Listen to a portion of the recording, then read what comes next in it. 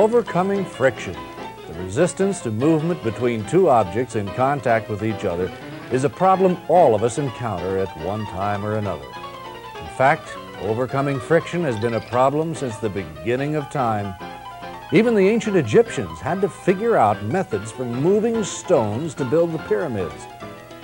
Most friction problems involve either rolling or sliding. The Egyptians solved their friction problem by sliding an object over a lubricated surface. They used animal fat to grease a surface over which the stones could easily be moved into place. Placing rollers under a heavy object is another way to overcome friction. And overcoming friction in machines is accomplished by using bearings. The bearings are machine components in which one part rolls or slides in order to reduce friction, to deal with forces, and to position a moving element. A bearing has to deal with the forces put on a shaft or other component. These forces include both the weight of the shaft and additional forces that result from the shaft's movement. For example, the wheel bearing in a car must be able to support the car's weight and any additional force caused by the car's movement. The force on a bearing will often vary in size and direction of movement. A bearing must be able to keep a moving element in position when and if the forces change. In most kinds of rotating machinery, the consequences of shaft movement other than rotation can be severe, and machinery can be badly damaged. To avoid this, bearings fit around the shaft. Now, bearings have three functions: to reduce friction, to deal with forces, and to position a moving element. As a maintenance person, you encounter machinery friction problems almost every day, and these problems usually center on two types of bearings: sliding surface bearings, which have two surfaces sliding over each other, and rolling contact bearings, which have either rollers or balls that roll between the surfaces.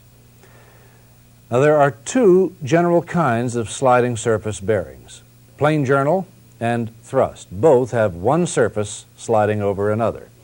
Now, in a plain journal bearing, a shaft turns within a smooth-surfaced enclosure, and the surfaces of both the shaft and the bearing are lubricated to reduce friction. Now, plain journal bearings keep the shaft from moving up and down or from side to side, but they won't keep it from moving in a direction like this. This is called axial movement. Now, since this kind of movement will cause problems, a thrust bearing is needed to prevent it. Thrust bearings resist axial movement because they are built to surround a collar on the shaft. The collar is called a thrust runner or thrust collar. This construction transfers any axial forces to the bearing and keeps the shaft in position. Now, we'll get into more detail on sliding surface bearings a little later. Right now, let's take a look at rolling contact bearings. There are two common types of rolling contact bearings: ball and roller. Both use a rolling element between their surfaces. Ball bearings consist of steel balls inserted between two steel rings. Usually the inner ring, or race, is attached to a shaft, while the outer ring is held in place by a bearing housing. When the shaft turns, the balls roll between the two rings, allowing the shaft to turn easily. Roller bearings function almost the same way. Now, instead of balls, these steel rollers are contained between the two steel rings.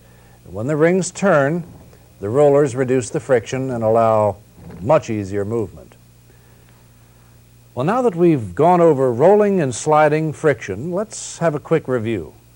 To reduce friction, a bearing is used. A bearing is a component on which a machine part either turns or slides.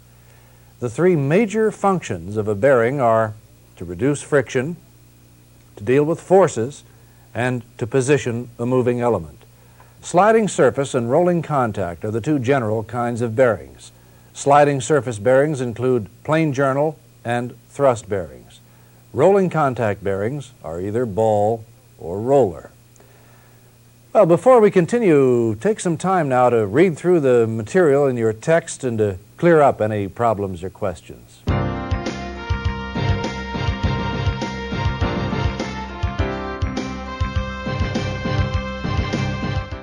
There are many kinds of sliding surface bearings, and those in your plant may be slightly different from the ones we'll be talking about here.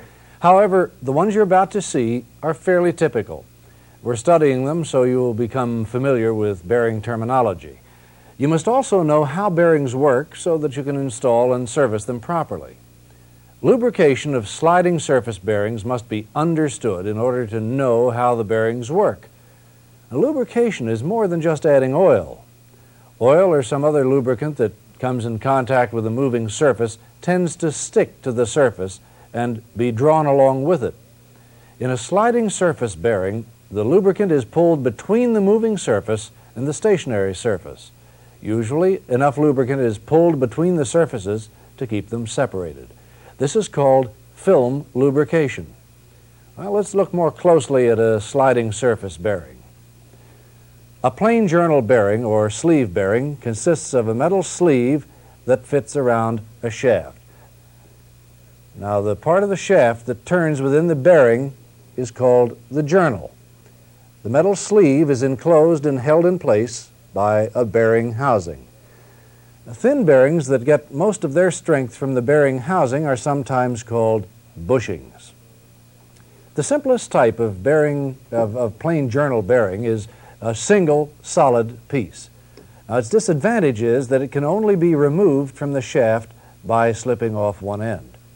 To make disassembly easier, journal bearings are often split, so the shaft can be lifted out when half of the bearing is removed. A split journal bearing is easier to replace than a plain journal bearing because the shaft does not have to be completely removed to do it. With a split journal bearing, the upper half can easily be taken out. The lower half can then be removed by raising the shaft slightly and rolling the lower bearing out from under it. Being able to remove a bearing this way is useful in large machines where it is often difficult to completely remove the shaft. As a rule, journal bearings use a lubricating system. The bearing is built to allow a lubricant like oil to reach its surface. The bearing is slightly larger than its shaft. This allows for lubrication that lets the shaft turn freely. The clearance between the bearing and the shaft allows the lubricant to circulate around the shaft between the sliding surfaces. The clearance area varies depending on bearing size, bearing load, and speed, and the type of lubricant used. In this bearing, oil enters through this hole. The oil then circulates through the bearing and drains out. This kind of lubrication system provides both lubrication for the bearing and a significant amount of cooling. Plain journal bearings often have grooves cut into them. These grooves aid in the even distribution of lubricant over the bearing's surface. The grooves are called oil grooves or lubricant channels and are found in bearings lubricated with either oil or grease. Lubricant can also be applied to a bearing with a device called an oil ring. This is a ring that fits around the shaft and rests on top of it. The lower part of the ring is immersed in an oil bath. When the shaft rotates, so does the ring. The ring passes through the oil bath and oil sticks to it. The oil is carried up to the shaft by the rotating ring where some of the oil is transferred to the shaft itself. The shaft then carries the oil into the bearing. Now, this is a ring-oiled plain journal bearing. The upper half is built so that the oil ring can pass through the bearing to get to the shaft. The lower half looks about like any other plain journal bearing. The oil bath is underneath. Now, another sliding surface bearing is a tilting pad bearing. It is similar to a plain journal bearing except that its bearing surface is segmented. The segments are supported so they can move slightly and adjust to the best position for film lubrication. We've exaggerated the tilting of the pad so you can see it more clearly. This movement pulls more oil between the bearing and the shaft so that the bearing can handle greater forces. Well, so far we've talked about fairly simple journal bearings. Now, let's look at the different types of thrust bearings that prevent axial motion. Kingsbury thrust bearings have a rotating element and a stationary element. The rotating element, called a thrust runner, is a collar on the shaft. The stationary element consists of a number of pivoted segments that tilt. Now, when the bearing is in operation, the segments tilt to accommodate the oil flow. Film lubrication occurs between the bearing and the collar.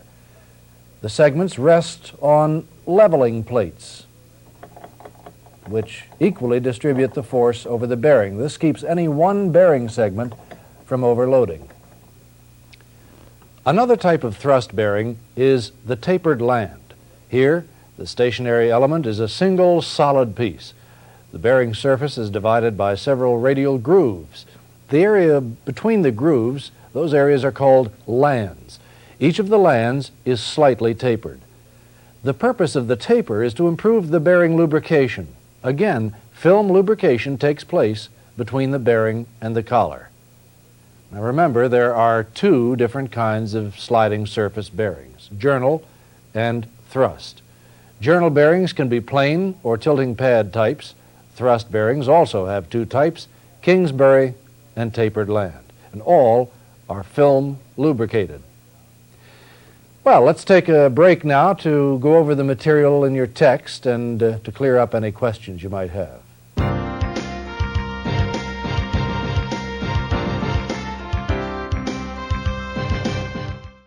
What we're going to do now is go over some typical bearing failures, their causes, and most importantly, their prevention.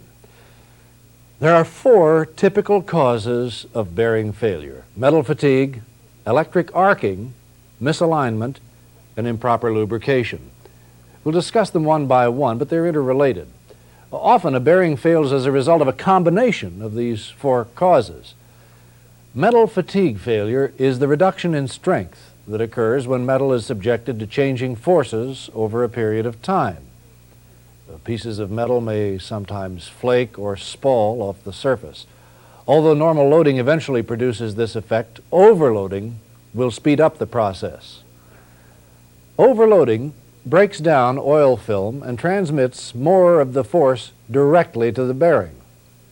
There's no way to prevent metal fatigue forever, but avoiding overloading will keep the metal strong for a much longer time. When a bearing does fail, though, be sure to use the proper replacement. The new bearing should have at least the same load-carrying capacity as the one that failed. Electric arcing failure is identified by pitting on the surfaces of the bearing and the shaft caused by an electric arc. The electric current that causes the arc may be the result of static electricity generated by the rotating machinery in which the bearing is housed. Electrical faults in motors or generators can also be the source of strong electric currents, and improperly grounded welding machines could also pass current through a bearing. Electric arcing failure in sliding surface bearings can be prevented by isolating the bearing from any source of current. When the bearing designer anticipates the probability of stray electric current, the manufacturer will make provisions to prevent current from passing through the bearing. One way of doing this is by insulating the bearing. Sometimes the rotating shaft in a machine will be electrically grounded to prevent static electricity from passing through the bearings. When using a welding machine to work on a component that has bearings, ground the machine as close to the work as possible.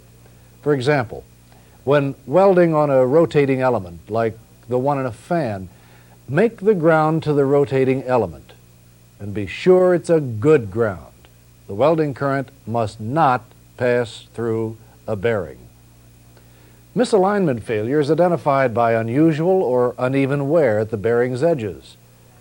Misalignment failure can be caused by misalignment of the shaft or bearing housing, or by bowing of the shaft. A misaligned shaft will not pass squarely through its bearing. Its angle will cause the shaft to rub against the bearing's edges. Bowing also causes rubbing because the shaft is not running true. Misalignment failure can be avoided by making sure that the shaft and bearing housing are aligned and that the shaft is not bowed.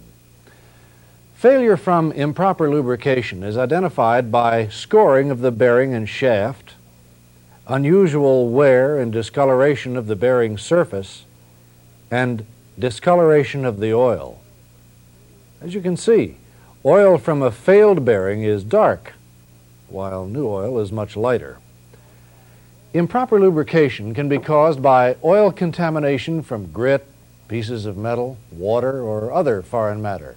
It can also be the result of too much lubricant, or using the wrong kind of lubricant, or using lubricant at extreme temperatures. You can prevent failure from improper lubrication by periodic replacement or filtration and purification, by avoiding the introduction of contaminants to the lubricant, and by following the manufacturer's recommendations on what type of lubricant should be used in a particular bearing. Operators should keep the lubricant at the proper temperature and make sure the required lubricant flow is always available. Well, to sum up, there are 4 typical causes of sliding surface bearing failures: metal fatigue, electric arcing, misalignment, and improper lubrication. You should be familiar with what they look like, how they're caused, and how they can be prevented. Take some time now to go over the material in your text and to clear up any questions or problems.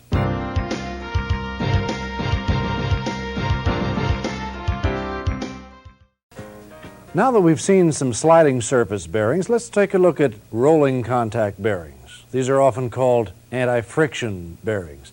We'll see some typical examples, but remember there are many other types of bearings that may be used in your plant. There are 2 basic kinds of rolling contact bearings: ball bearings and roller bearings. Now, ball bearings have a number of steel balls that turn within 2 rings called races. Now, the inner race usually has a groove on its outside surface in which the balls roll, and there is a similar groove on the inside surface of the outer race. The balls themselves are encased in a cage or retainer, which separates them and keeps them from popping out of the bearing. The balls must be separated because friction would greatly increase if they were to come in contact with each other while rolling. Now, roller bearings are constructed in much the same way as ball bearings. A number of rollers turn between 2 races. Roller bearings also have a cage or retainer that separates the rollers and keeps them from rubbing together. 4 common types of roller bearings are cylindrical, tapered, spherical, and needle. The major differences among these types of roller bearings are the shape of the rollers and races. The cylindrical roller bearing is the easiest and cheapest to manufacture. The rollers are cylinders, and the races do not need to have a special shape to match the rollers. A tapered roller bearing carries both radial, that's this way, and thrust forces. This requires the race surfaces to be angled. In order to make full contact with the races, the rollers must be tapered. Spherical roller bearings have rollers shaped like a barrel, thick in the middle and thin at both ends. The outer and inner races conform to the shape of the barrel. The barrel construction allows for good force distribution. Even when the bearing is slightly misaligned, full contact can be made even if the inner race is slightly twisted. Now, our last type, needle roller bearings, have long, thin rollers. They usually do not have a cage separating the rollers.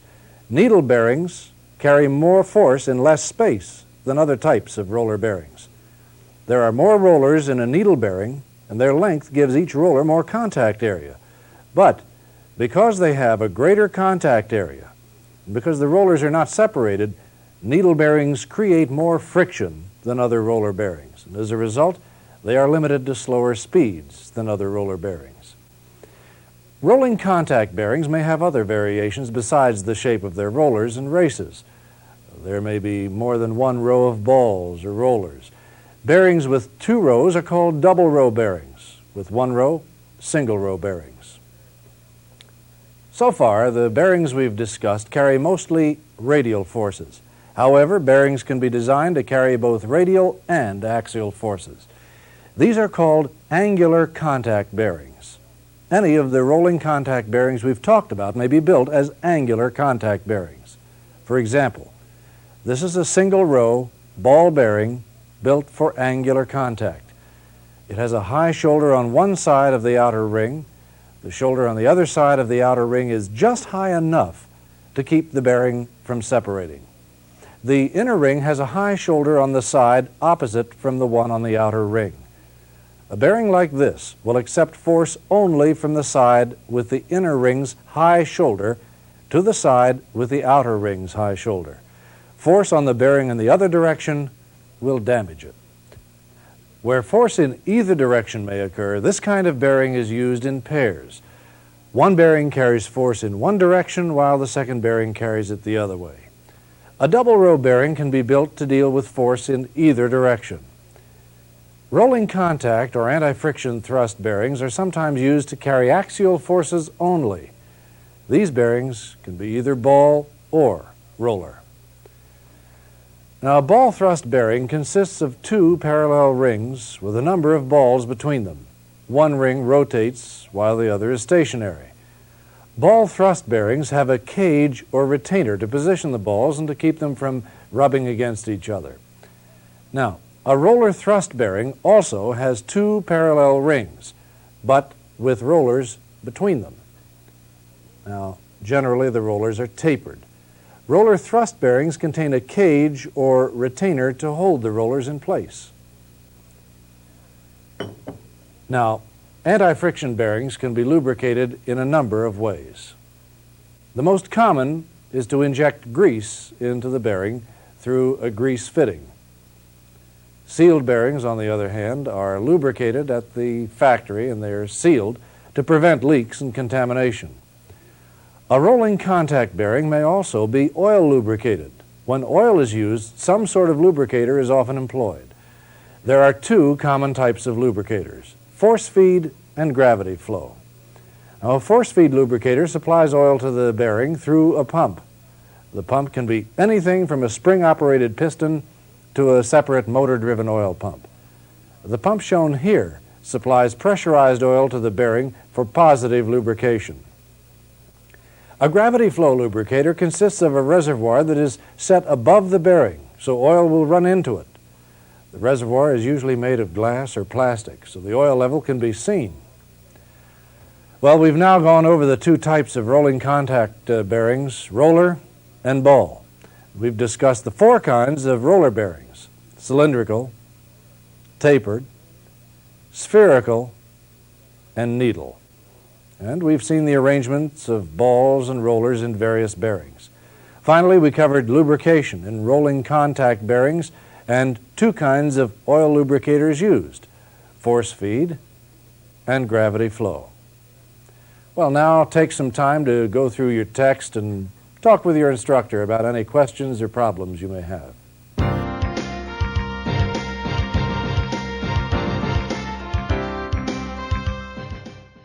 Rolling contact bearings are subject to the same failures as those occurring in sliding surface bearings. The failures here include fatigue, electric arcing, misalignment, and improper lubrication. Besides those, rolling contact bearings also experience thrust failure. Now, although we'll be covering each failure individually, remember that some of the bearing failures you'll encounter in your plant will be a combination of several types.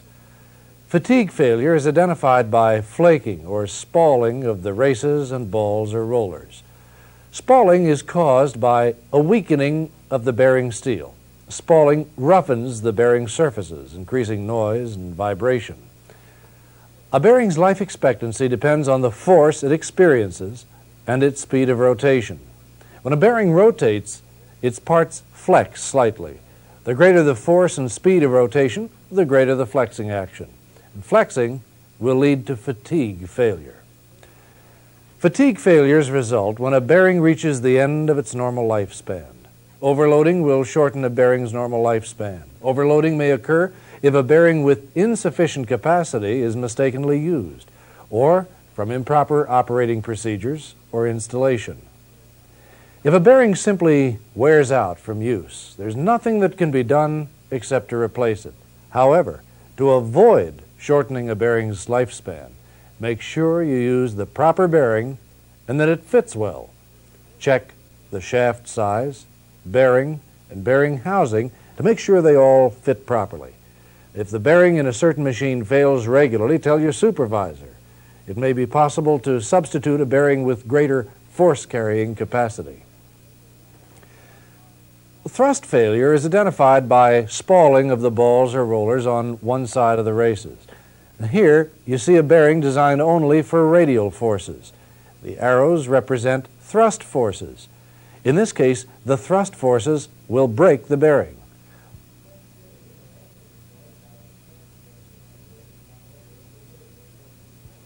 Here you see a single row angular contact bearing.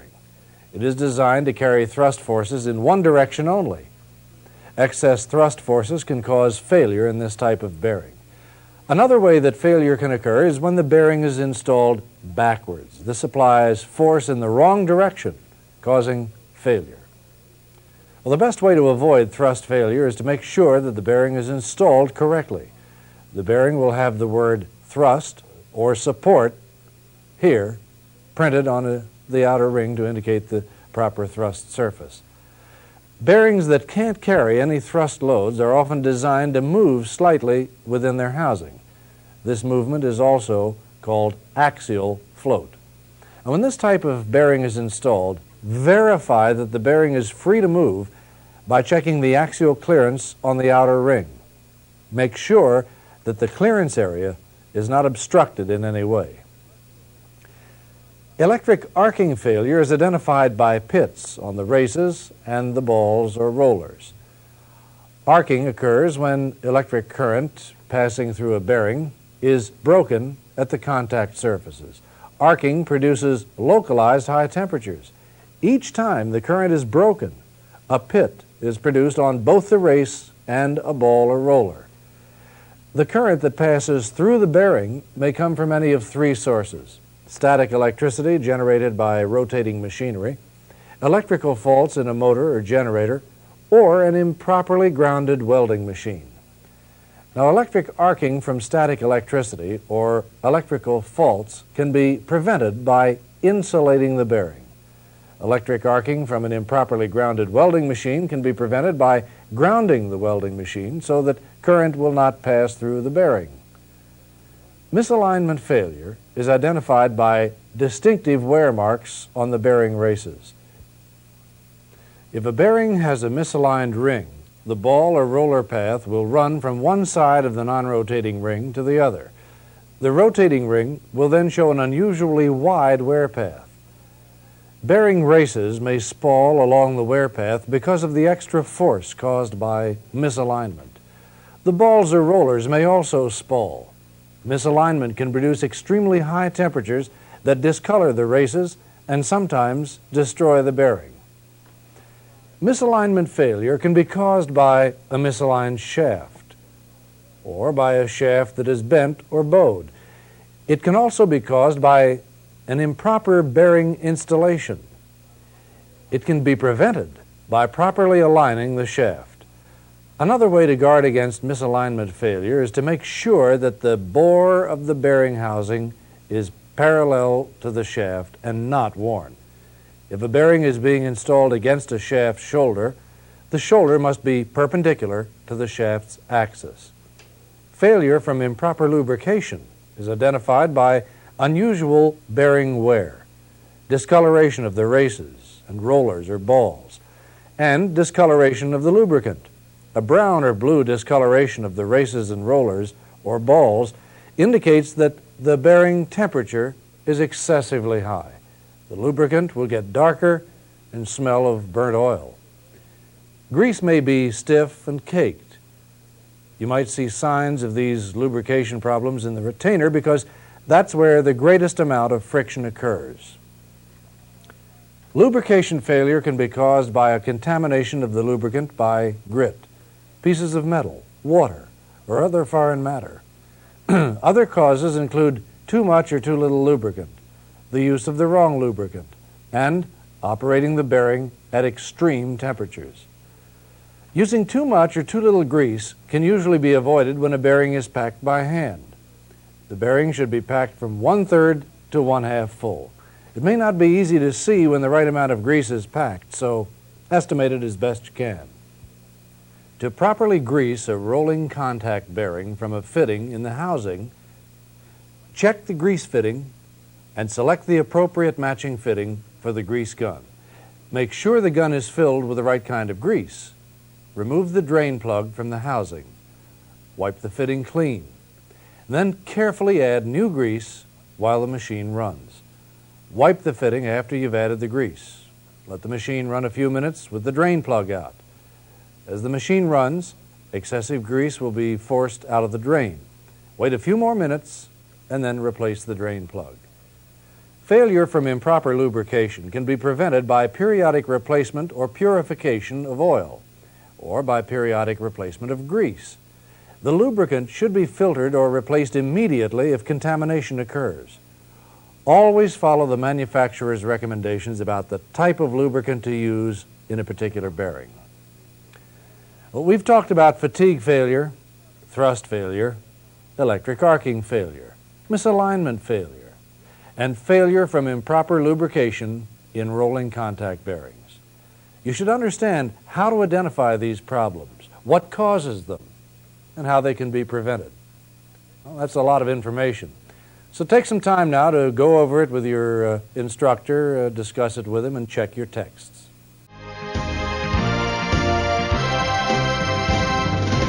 It's time now to demonstrate the removal and replacement of a rolling contact bearing. Bearing replacement is a job that must be done often, and many different types of bearing and mounting methods can be used. The bearings we'll be working on are typical of the kinds that you will find in your plant. This one happens to be mounted on a pump, but you will find similar bearings on other equipment. Before starting any bearing replacement, check the manufacturer's instructions for the piece of equipment you'll be working on. These will usually have information on the kind of bearings used, how they're mounted, and how they should be removed. Our pump here has 2 bearings, one on each end of the shaft. We'll remove this one, the outboard bearing, clean it, and determine whether it can be returned to service. Now, usually, when a bearing like this is removed, it is replaced with a new one. As a rule, a bearing is only removed when it is not working properly. Rather than chance a defect, a new bearing is used. For our demonstration, we'll assume that the reason for removal is to inspect the bearing. If it is in good shape, the same bearing will be reinstalled. Okay, let's get to work. Remove the housing cover on the end of the housing and put it where it won't be damaged. You can now see the bearing inside the housing. Extreme care must be taken not to get dirt inside the bearing. If you stop work for any reason, cover the bearing. Next, remove the housing mounting bolts and positioning dowels. This will allow the housing to move along the shaft, freeing the bearings.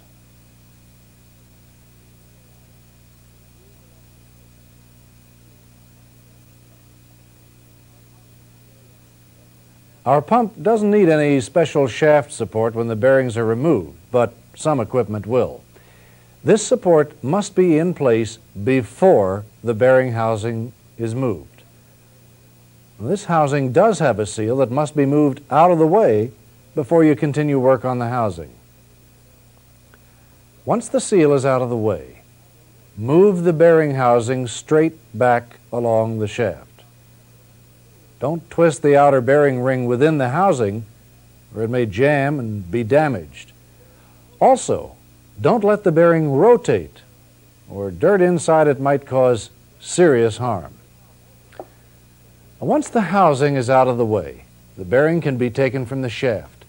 On this particular shaft, the locking nut must first be removed. The locking nut is threaded onto the shaft and held in place by a locking washer. Remove it by bending its tab out of the way and loosening the nut with a spanner wrench. Then, back the nut off the shaft and remove the locking washer. The bearing is held to the shaft by a tap fit, which means it may be loose enough to be pulled off the shaft by hand. More often, though, it will have to be removed with a bearing puller. We need a puller to get this bearing off. Set up the bearing puller and then adjust it so it pushes against the bearing's inner race. Pushing against the outer race could ruin the bearing. A gear puller may be used to apply force to the bearing puller, but don't use it alone. A gear puller alone will exert force against the outer bearing race. Now, since a bearing puller is often used to remove bearings, it's important that you understand how to use it properly. Once the puller is set up, the bearing is removed by tightening the puller so it applies force on the bearing. Now, this moves the bearing along the shaft until it can be removed by hand. Never pound on the bearing with a hammer. The race's metal is hardened and brittle, and pounding it can cause chips of metal to fly off. This presents a safety hazard in addition to destroying the bearing. Once the bearing is removed, the next step is to clean it. Place it in a wire basket and soak it in solvent for several hours to loosen grease and dirt. Sometimes it may be soaked longer. One reason for using a new bearing is the time it takes to clean an old one. If a new part is used, the equipment can be reassembled quickly. The old part can be stored for future use, if it is still good. Be careful not to spin the bearing before it is cleaned, because any dirt inside could scratch it. Also, don't judge the bearing's condition until after it's been cleaned. Unless the bearing is in terrible shape, you won't be able to tell whether or not it can be reused. Well, after the bearing has been soaked, slush it around in the top of the solvent container. When it is clean, rinse it in fresh solvent. The solvent used for both cleaning and rinsing must be a type that will not leave deposits in the bearing. Deposits can damage a bearing the same way that dirt can. Dry and inspect the bearing. It can be dried with an air hose, but use clean, dry, low-pressure air. Any dirt or moisture in the air will damage the bearing. Don't allow the forced air to spin the bearing while it is being dried. Spinning a bearing with air could cause the outer race to come apart. Since the oil has been washed off, there's a lack of lubrication in the bearing can be badly damaged and pose a safety hazard. Hold both rings and turn the bearing slowly so it dries thoroughly. Inspect the bearing for signs of wear, spalling, and discoloration. If you see any, the bearing must be replaced. Rotate the rings slowly, making sure they turn freely. If the bearing can't be freed, it will have to be discarded. Remember that all the procedures we're using are typical, but they aren't the only ones. Now, we've been talking about an unsealed bearing, but there are other things you must keep in mind if the bearing is sealed.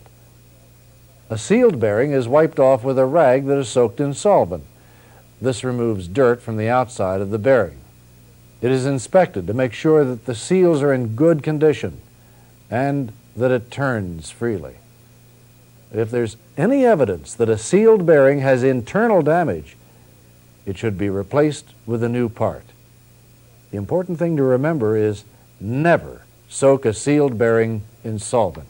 This will contaminate its grease and lead to failure when the bearing is returned to service. As for the job we're working on here, clean and inspect the shaft and bearing housing before the part is reinstalled. We're most concerned with the bearing seating surface. Now, the surface must be clean and free of burns or scratches. Small imperfections in the shaft or shoulder can be removed by polishing them with crocus cloth or with fine emery cloth. Now, do this carefully You don't want to remove so much metal that the bearing will not fit tightly to the shaft. The bearing housing must also be clean and free of burns and scratches. It's a good idea to measure both the shaft and bearing housing after they are cleaned and compare their dimensions to the bearing's dimensions. The sizes should be within the tolerances specified by the manufacturer. Now we can reinstall the bearing. If a new bearing was going to be installed, we would unwrap it now. A new bearing should be left in its original wrapping until the last possible moment so it won't get dirty. Also, it should not be cleaned because it was packed with clean grease at the factory. The bearing that we removed and cleaned shows no signs of wear, spalling, or discoloration. It turns freely, so we'll put it back in service. First, though, there are some things that must be done. The bearing must be repacked with grease before it is installed. Then, prepare the shaft by coating it lightly with dry molycoat or other lubricant. Place the bearing over the end of the shaft. Be sure the bearing is square with the shaft, and then tap it into place. To do this, use a sleeve that is slightly larger than the shaft. The sleeve must only touch the inner race to avoid putting a thrust force on the bearing during installation. A piece of brass pipe works well as an installation sleeve.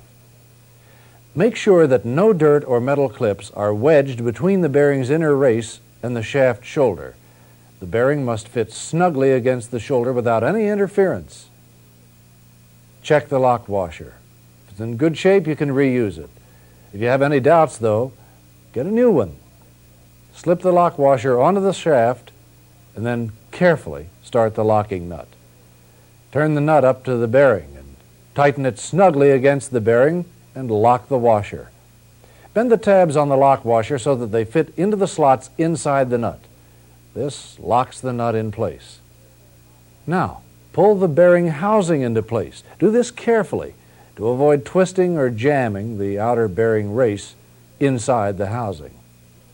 Finally, put the dowel pins in place and bolt down the housing. Push the grease seal back up against the housing and tighten its set screw.